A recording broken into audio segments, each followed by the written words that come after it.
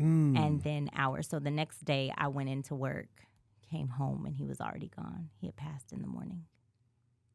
Jesus.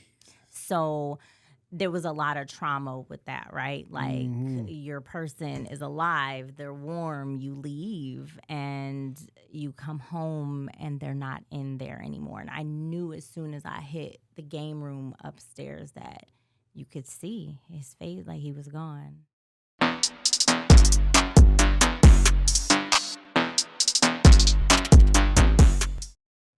Unfortunately, Ray passed away last year.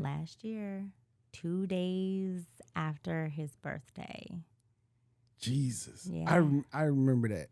That's what, when we was at the service, that's what like kind of really like caught my attention. I was like, dang, his birthday was just 2 days ago. 45. Just 45 for 48 hours, literally. Yeah. So I want to ask you, Portia, and I want to apologize in advance if some of my questions are kind of like insensible or like empathetic, because my nosiness wants to take over me being sympathetic to you, if that makes sense. Okay. So some of these questions may If they're weird, I'll be like, I'll tell you, I'm not answering. Okay. So I know can you speak about how you found out that the whole passing and like, how did you find him? Like let me see how I could say it. So for 10 days, Oslin was, hindsight is 20/20, but he was completely somebody else. I had never met that person. In what kind of way? In the most beautiful way. Really? Everything was it was almost as if those memories for 10 days, he was like floating around. Anything that would have normally, we were married, anything that would have normally got on his nerves and, he just would tell me, he was like, I just love you. I want you to know I love you more than anything. I love you more than anything in life, Portia. Get out of my face. Kid, like, why is he being so lovey? Yeah. And I mean, even with the kids, with our children, like he was the two little ones. He was just watching them play and wrestling with them. He always did that. He was a very hands-on dad, but everything was so gentle. And you know Oslin. Yeah, because I know a different kind of Ray than you. I know. Yes. I knew him too. Okay. I knew him too. I know gang bang. Yeah, he didn't care who. Yeah, he didn't care I know a rougher Ray than you do. Yes, he didn't care who. That was still in there. Yeah. But for 10 days, of the last 10 days of that man's life, it's amazing. I often say, like, if I could go like that, like he had some sort of epiphany in his life. Was very clear about it. Very, very clear about it. The night before he passed, he told me, as we were watching our kids play. Now, they were doing something that normally would have got them in trouble. They were like running and just jumping in the couch with like a big couch, jumping, boom, and just jumping. Usually he'd be like, hey, and he's just watching them. And I'm like, oh, he's just gonna let them. Okay, he's feeling good tonight. And he ended up, he was like, Portia, can you do me a favor? And I was like, what? I was like, what? And he's like, with Zylan, which is the baby boy, he was like, with him, can you, if he tries to do something, whatever it is, let him do it himself before you try to help him. He was like, let him ask you for help, okay?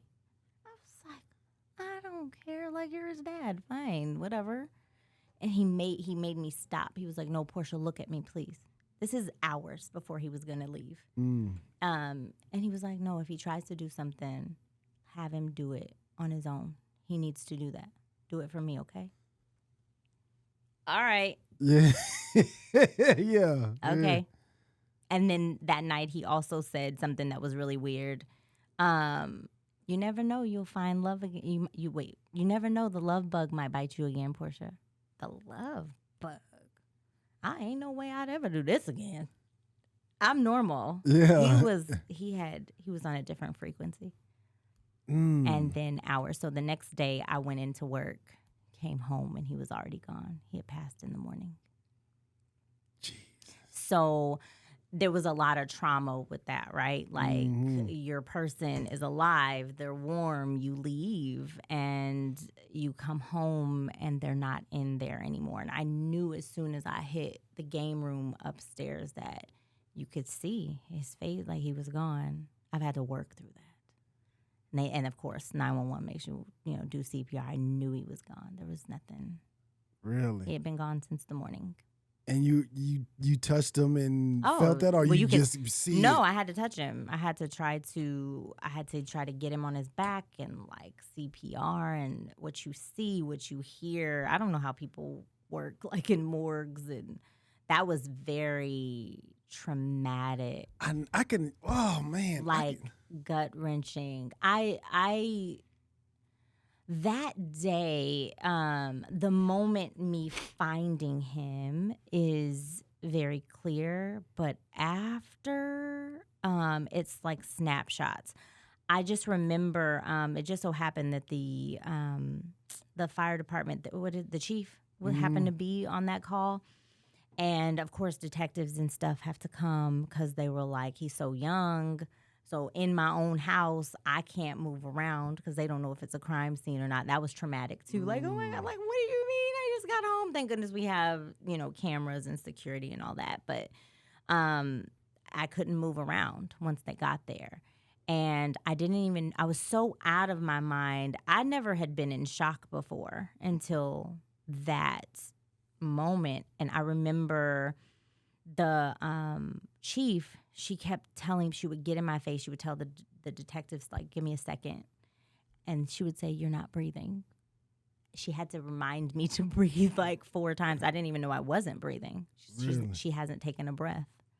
So your body becomes like very disjointed. So I just remember snapshots of that. It was unreal. And then I was in shock for probably months.